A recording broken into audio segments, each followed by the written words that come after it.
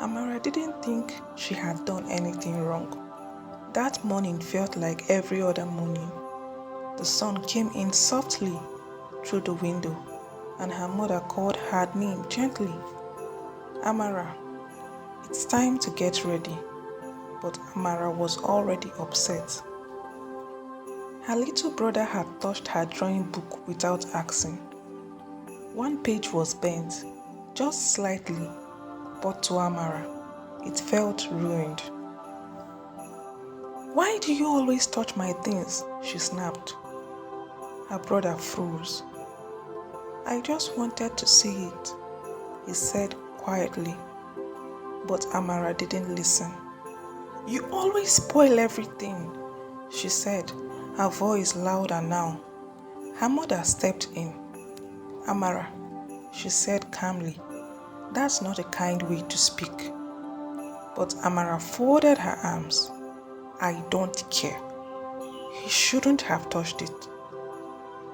Inside, she felt hot, tight, angry, and to her, it felt right.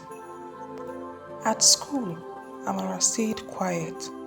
Her friends laughed and played, but she didn't join them. She kept thinking about her drawing book, the bent page, her brother's face.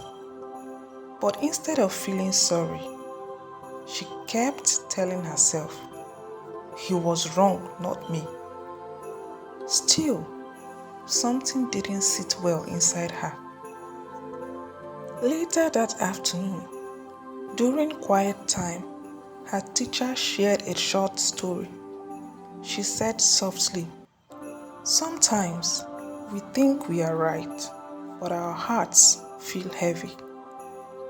Amara looked up.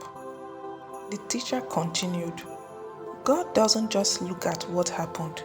He looks at how we respond." Amara shifted in her seat.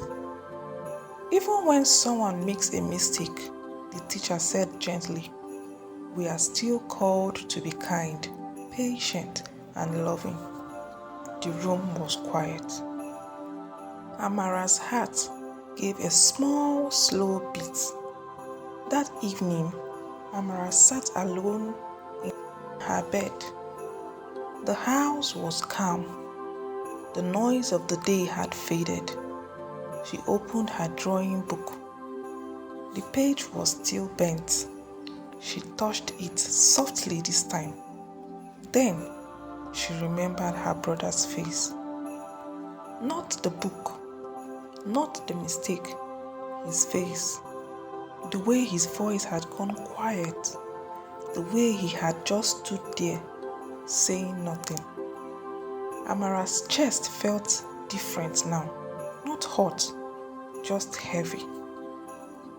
She whispered to herself, "I didn't have to shout." The words felt strange, but true. She sat there for a long moment. Then she remembered something her mother once said. When you feel uncomfortable inside, pause and listen. God might be speaking to your heart. Amara closed her eyes. It wasn't a loud voice. It wasn't a big moment. Just a quiet knowing, a gentle nudge. You were too harsh. A small tear rolled down her cheek, not because she was in trouble, but because she finally saw it. She wasn't wrong for feeling upset, but she was wrong for how she treated him. Slowly, Amara stood up. Her steps were quiet as she walked to the living room. Her brother was sitting on the floor with his toy car. He didn't look up. Amara hesitated. For a second, she almost turned back, but then she took a deep breath.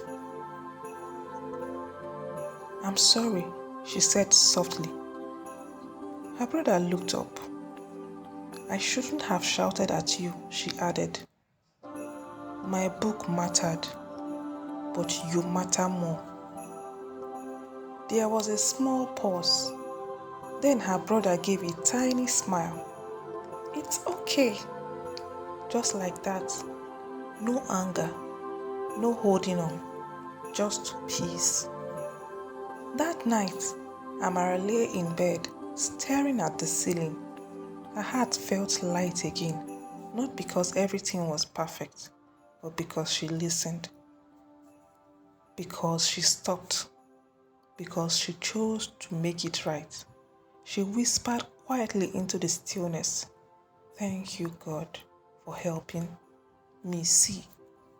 Sometimes, being right isn't what matters. Choosing kindness is.